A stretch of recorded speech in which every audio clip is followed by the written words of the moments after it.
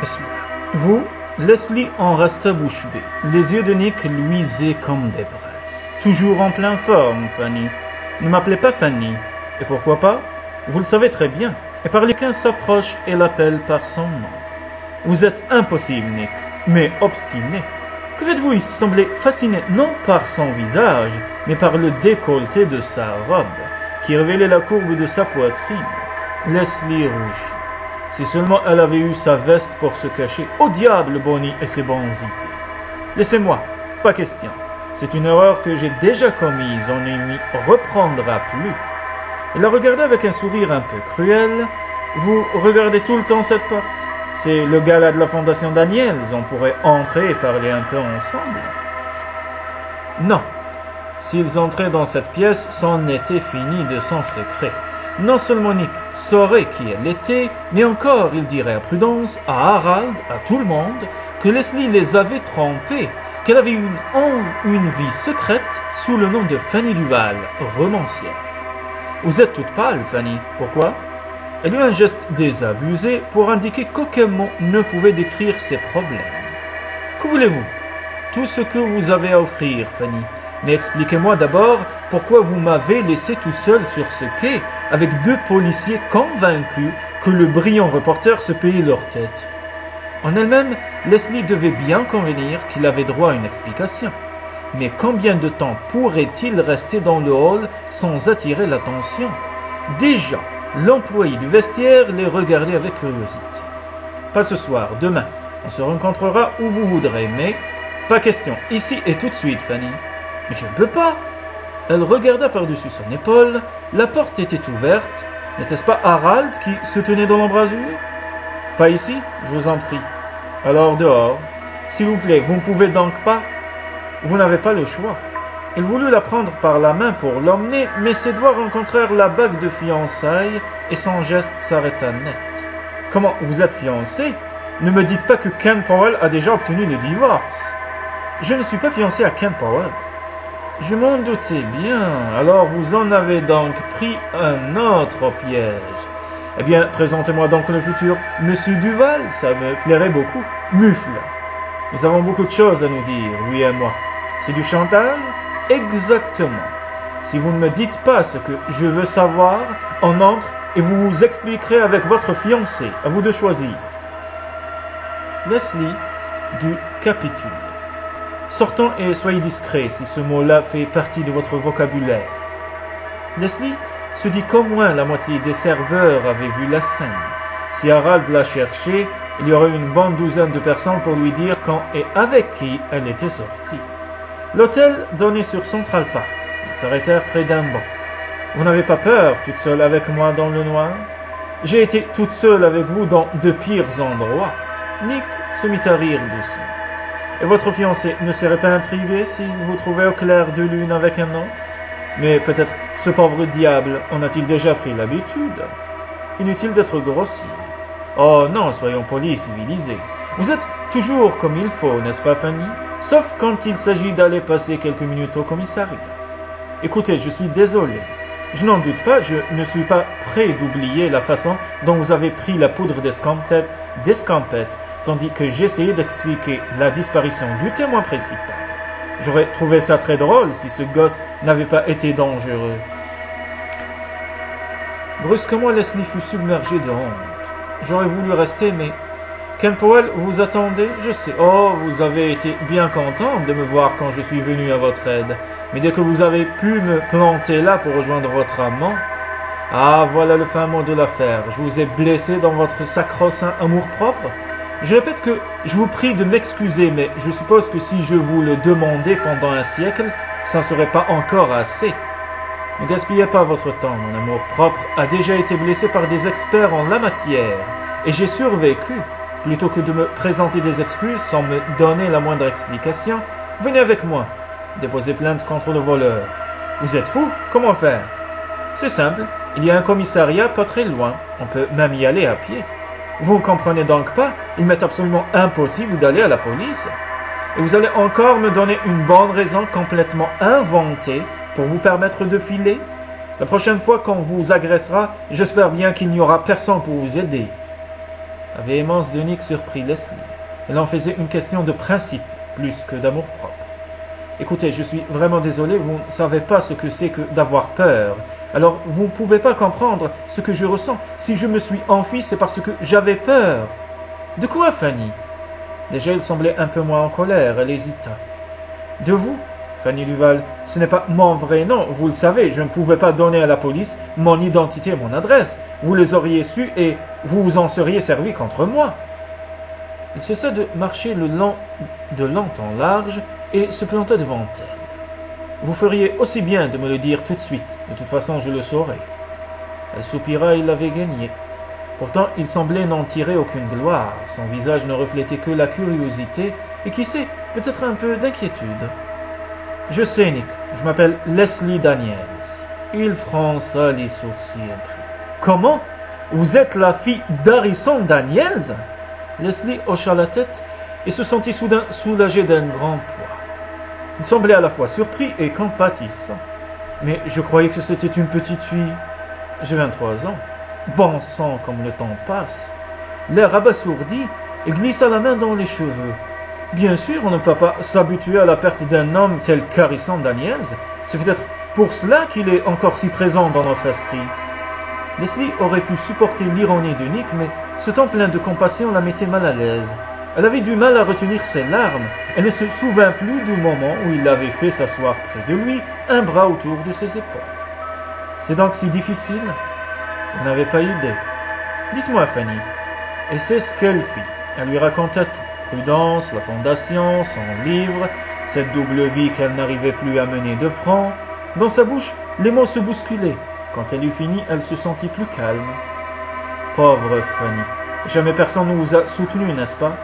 Mais vous n'êtes pas une lâche. Vous savez, il fallait du courage pour écrire ce livre. Sa tête était posée contre les... Oh non, non, non, non, non, non, non, non, la magie a opéré.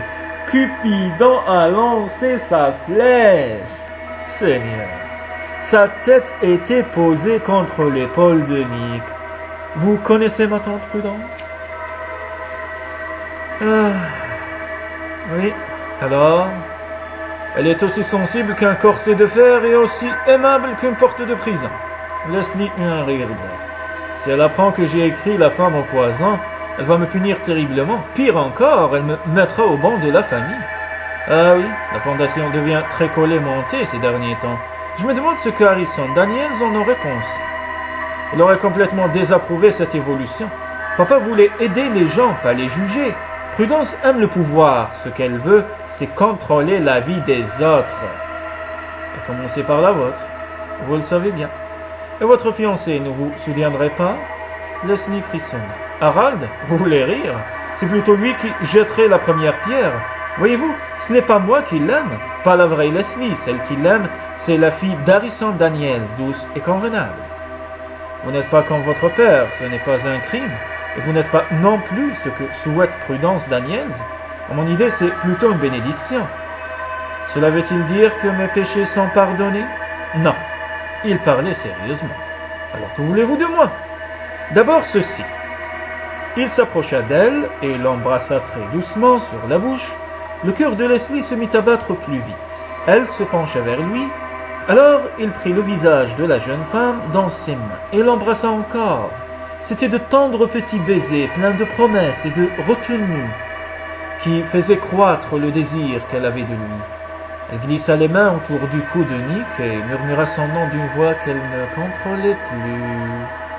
Oh lolo, Kiraya. Il caressa d'un doigt ses lèvres entr'ouvertes. D'abord, promettez-moi quelque chose, oui? Allez à la police porter plainte contre ce gosse, ça ne prendra pas longtemps. Leslie se raidit. Ainsi donc, tout ce qu'il voulait, c'était qu'elle lui obéisse. Un sentiment d'humiliation l'envahit. Elle avait presque révélé son désir, et lui, il ne pensait qu'à son travail. Elle se dégagea indignée. Ce n'était pas la peine d'avoir recours à la séduction. Comment? C'est mon devoir d'y aller et j'irai, vous avez ma parole. Votre parole? En entendant son nom dubitatif, Leslie explosa. Vous êtes l'homme le plus exaspérant que je connaisse. Allez au diable! Nick se mit à rire et elle se rendit compte qu'il se moquait d'elle. Il la prit par le bras et l'attira contre lui sur le banc, le regard brillant. Il approcha ses lèvres de celles de la jeune femme. Ni lui, ni elle n'entendirent des pas s'approcher. Oh yo yo, Leslie, c'est vous? Elle se dégagea d'un geste vif. Harold? Que se passe-t-il ici? Dans la tête de Leslie, les pensées se bousculaient à toute vitesse. Il devait bien y avoir une explication plausible au fait qu'elle soit seule avec Nick, mais laquelle? Pour comble d'ironie, Nick, d'un air très protecteur, lui avait pas... Oh yo, je que dire oh yo yo, Nick, d'un air très protecteur, lui avait passé un bras autour des épaules et regardait Harold droit dans les yeux. Oh yo yo. Ce n'est pas possible, se dit-elle dans une minute. Ils vont s'empoigner. Mais la colère disparut du visage d'Harold pour laisser la place à une moue hautaine. Il avait décidé de ne pas affronter le reporter. Elle prit sa voix la plus suave. Harold, vous reconnaissez sûrement Nick, Justine. Nous parlions de papa. Nick, voici Harold Clinton, mon fiancé. D'une voix glaciale, Harold répondit. Enchanté, je vous croyais un peu trop jeune pour avoir connu Harrison Daniels. Je ne l'ai pas connu professionnellement, mais je l'admirais beaucoup. Vous admirez aussi sa fille. Ce n'est pas le cas de tout le monde. Toutes mes félicitations. Merci, venez ma chérie. Je crois que nous ferions mieux de retourner là-bas. Il la prit ostensiblement par la taille. Bien sûr, il ne faut pas négliger les électeurs, n'est-ce pas Clinton? Harold rougit. La place de Leslie est au gala. Elle est vice-présidente de la fondation. Vraiment? Elle ne m'en avait rien dit. C'est une femme qui a plusieurs cordes à son arc. Ce que je vois. Le cœur de Leslie s'arrêta de battre. Oserait-il parler de son livre? Elle intervint. Je vous en prie, vous me gênez. Et modeste? Vraiment? Clinton, vous n'avez pas idée du trésor que vous détenez. Je sais tout de Leslie. La voix d'Harold s'étranglait. Mais bien sûr, c'est pour quand le grand jour? Leslie s'interposa. La date n'est pas fixée avec la campagne électorale.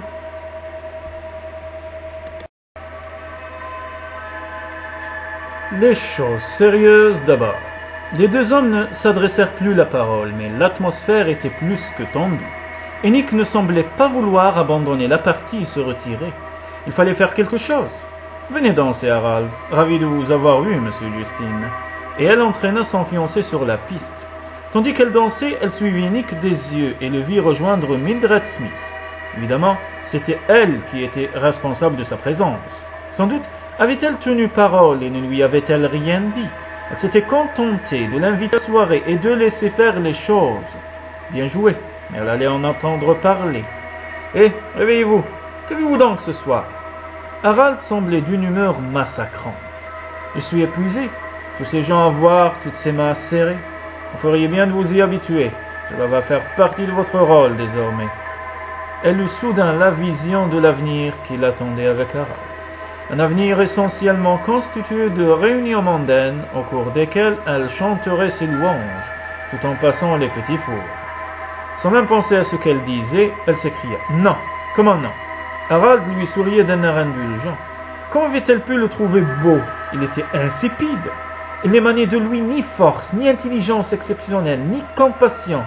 Soudain, une voix aiguë l'attira de ses pensées. « Leslie, où est votre veste? Vous êtes à moitié nue. » N'exagérez pas, ma tante. Pour Prudence Daniels, une robe devait avoir de longues manches, un col jusqu'au menton, et être de préférence dans des tons gris, comme la sienne. يا حنونة ما راناش في l'époque victorienne, فهمتي؟ رانا في le 21e siècle. C'était une femme de taille moyenne, mais d'une minceur extrême, au physique anguleux, au regard bleu et froid, derrière ses lunettes en monture d'acier. On aurait dit, pensez souvent, Leslie, qu'elle avait été privée de toute féminité et qu'elle n'était qu'un être complètement neutre et sec. L'angoisse de lui ressembler avait jeté Leslie dans les bras d'Harold. Mais couvrez-vous donc, vous avez l'air d'une fille. Et remettez-vous du rouge à lèvres, un peu de tenue. Montrez-vous donc digne de votre père, enfin. Et voilà le reproche qui pleuvait. Toujours cette même référence à son père. Pendant ce temps, Harald se dandinait d'un pied sur l'autre sans songer une seule seconde à prendre sa défense, bien sûr. Furieuse, Leslie tourna les talons. « Dites donc, ma fille, vous pourriez me répondre !» Leslie s'arrêta net. Mais ce n'était pas à cause de Prudence. Nick Justine se dirigeait droit vers le gros. Oh lo lo lo lo lo lo lo lo. Où ça? Nick Justine se dirigeait droit vers le groupe. Qu'allait-il faire? Prudence aussi l'avait vu. Grand Dieu! Nick Justine, ici? Il ne fait pas d'enquête sur la fondation, n'est-ce pas? Notre réputation a toujours été irréprochable. Ne vous inquiétez pas, il est là à titre privé. Leslie vous le dira, elle le connaît, dit Harald d'une voix morne. Prudence eut un petit rire méprisant. Allons donc. Je l'ai aperçu une fois, c'est un grand admirateur de papa. Voilà qui, pour Prudence, changeait tout. Que le journaliste admire son frère, c'était tout naturel, mais qu'il ait pu remarquer sa nièce pour elle-même aurait été tout bonnement inconcevable. Nick les rejoignit et Leslie fit les présentations. Pour un peu, elle aurait voulu faire savoir qu'elle le connaissait bien, ne serait-ce que pour voir la tête d'Harald et de Prudence. La conversation tourna sur des sujets généraux. Les reportages de Nick, la situation économique, le gouvernement. Prudence n'hésita pas à laisser entendre qu'une émission télévisée sur la fondation serait la bienvenue. Quant à Harald, il s'étendit longuement sur ses chances d'être élu. Leslie ne fit rien pour amener la conversation sur des sujets plus personnels. C'eût été trop risqué. Elle écouta, sans y prendre part, les bavardages de Prudence et d'Harald. Dans le regard de Nick dansait une petite lueur de moquerie qui n'échappa pas à Leslie. Non sans brusquerie, elle se dégagea de la main que Prudence avait posée sur son bras. Eh ben...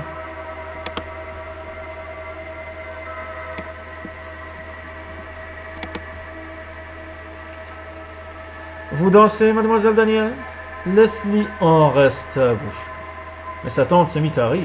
Sûrement pas. Leslie ne danse jamais, sauf avec son fiancé. Comme si elle voulait comme fille America. Ah bon? Il me semblait pourtant l'avoir déjà vu. Le cœur de la jeune femme se glaça. La tactique était évidente. Ou bien elle refusait de danser et Nick risquait de parler de la soirée des Edgars, ou bien elle acceptait et Prudence et Harald la bombarderaient de questions. Quelle que soit l'option qu'elle choisirait, elle était prise au piège. Alors autant faire ce dont elle avait envie. Elle prit le bras de Nick. « Je serais ravie de danser avec vous, monsieur Justine. » Sur la piste de danse, elle se détendit quelque peu. La couleur revint à ses joues et ses yeux brillaient. Nick sourit. « Vous avez l'air d'aller mieux. Il était grand temps que je vienne à votre secours. »« Comment? Mais c'est moi qui, en acceptant cette danse, vous ai empêché de mourir d'ennui. Merci de n'avoir rien dit, en tout cas. » Il est encore temps. « Ah, vous ne le feriez pas. Nous verrons. Que m'offrez-vous en échange de mon silence ?» Son bras se referma sur sa taille et il la serra contre lui. Alors elle sentit la fièvre monter en elle comme si son seul contact l'enflammait. Elle se mit à danser d'une façon qu'elle trouvait à la fois choquante et délicieuse. Elle murmura à son oreille « Très très bien ». Cependant, leur attitude commençait à attirer l'attention. Au bord de la piste, Bonnie le regardait avec des yeux écarquillés. Et Harald avait l'air furieux. « Shahlak, votre fiancé ne semble pas très content. » La main de Nick glissa le long de sa hanche avant de revenir se poser sur sa taille. Ne faites pas l'étonner, vous le provoquez. Peut-être est-ce vous que je provoque, mais vous avez peut-être trop peur pour protester. Je vous demande de cesser, Nick. Bien, madame. Vous faites une partenaire merveilleuse, vous savez, Fanny? Ne m'appelez pas Fanny. Cela m'a échappé. Votre main aussi vous a échappé? Je dois avouer que c'était intentionnel. Je n'ai pas pu résister à la tentation. Vous êtes si fine, si mince. Oh là là, elle se sentit rougir jusqu'aux oreilles. Taisez-vous, on pourrait vous entendre. On ne vous a jamais dit que vous vous occupez beaucoup trop du qu'en dira-t-on? Vous ne comprenez pas, vous êtes un homme. On tient une femme, moi je petit dit. Tiens, vous avez remarqué. Vous ne manquez pas de le faire savoir, non? Vous savez que c'est le premier compliment que vous me faites? Et le dernier. Ne soyez pas si péremptoire. Il effleura du bout des doigts son épaule nue. Ce n'était même pas une caresse, mais Leslie se sentit vibrer de la tête aux pieds. Tiens, où est donc votre fiancé? Il doit être fou de rage. Qu'il va dire? Je ne sais pas.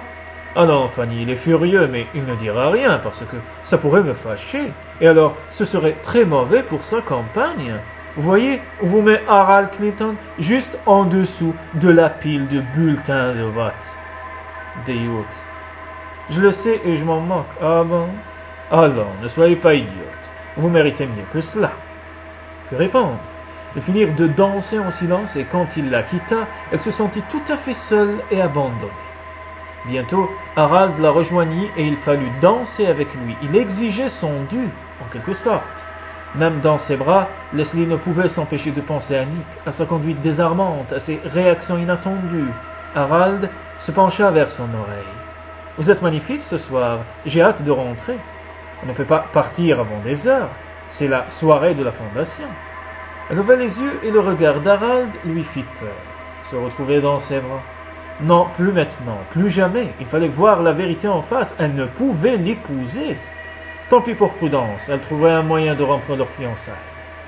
Harold l'embrassa dans le cou et murmura « À tout à l'heure, ma chérie, ce sera merveilleux. » Dans tes rêves.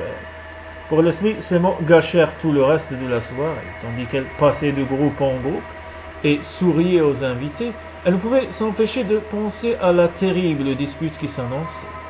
Harold finirait-il par entendre raison? Jusqu'à présent, il avait toujours eu le dernier mot.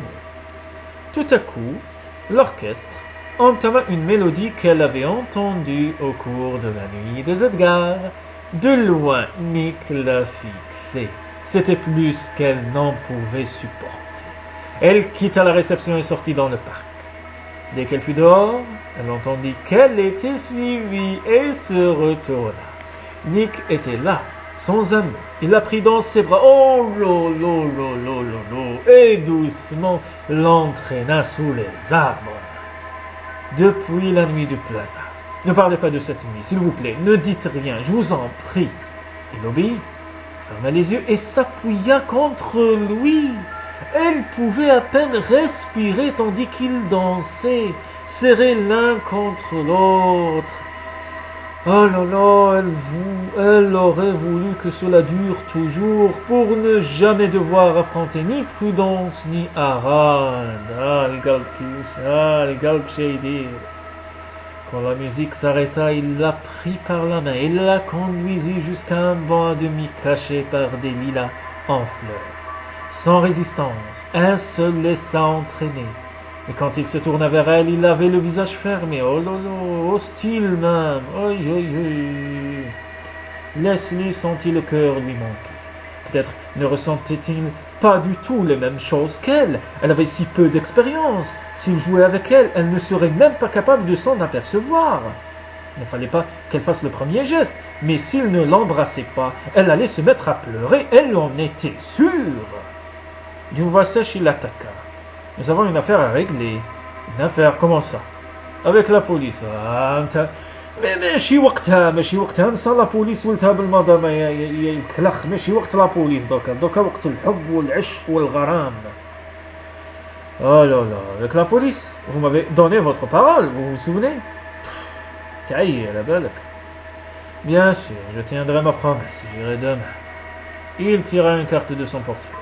Il y écrivit quelques mots et l'attendit à Leslie. Cela vaudrait mieux pour vous. Voici le numéro de l'affaire et le nom de l'inspecteur. Vous avez aussi mon numéro, chez moi et à mon bureau.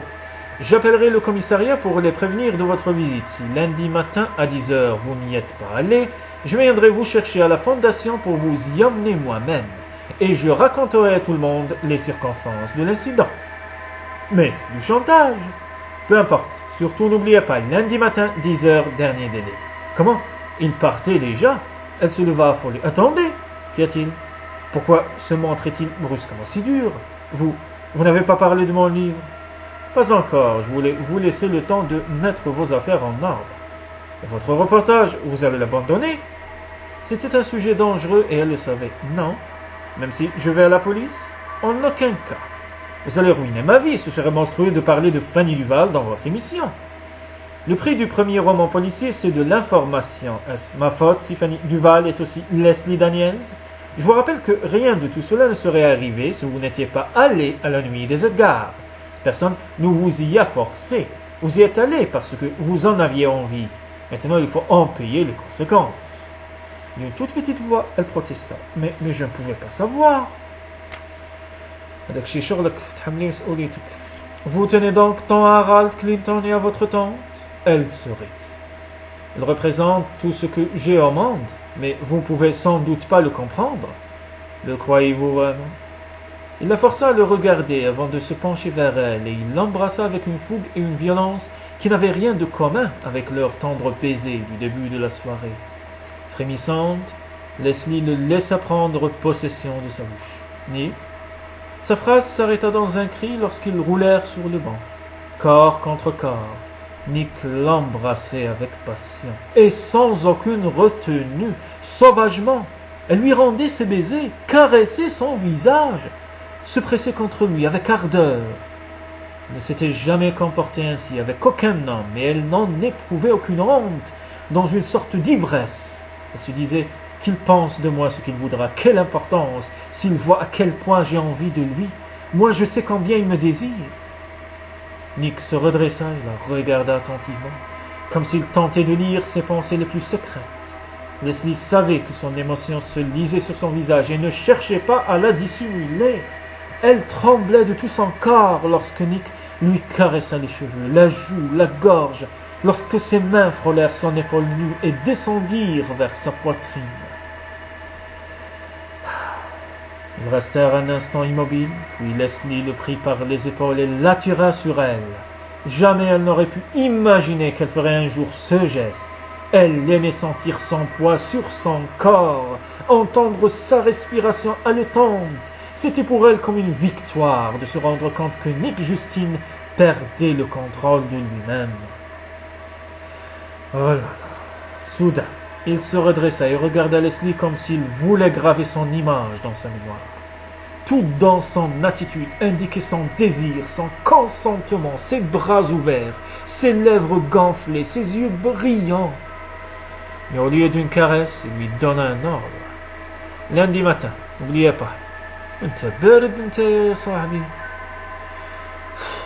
Puis il disparut dans la nuit. Leslie se mit à trembler de tous ses membres. Son cœur lui faisait mal. Nick avait eu envie d'elle. Elle ne pouvait pas s'être trompée. Mais alors, que s'était-il passé? Manquait-il à ce point de confiance en elle? Croyait-il qu'elle se servait de lui? Qu'elle ne reculerait devant rien pour l'empêcher de diffuser son reportage? À son tour, elle se redressa et prit à côté d'elle la carte qu'il lui avait donnée. Elle la tourna et la retourna entre ses doigts sans parvenir à la trouver réelle. La seule réalité dont elle voulait se souvenir était celle des baisers de Nick, de ses caresses. Elle se leva pour rejoindre la taverne, on the Green, et ses invités. De l'autre côté du chemin, quelqu'un la regardait, un homme. Harald. اتهالت. يا رب اجمع بين كل عشيقين وما تخليهاش حرقة في قلبهم، يا رب آمين.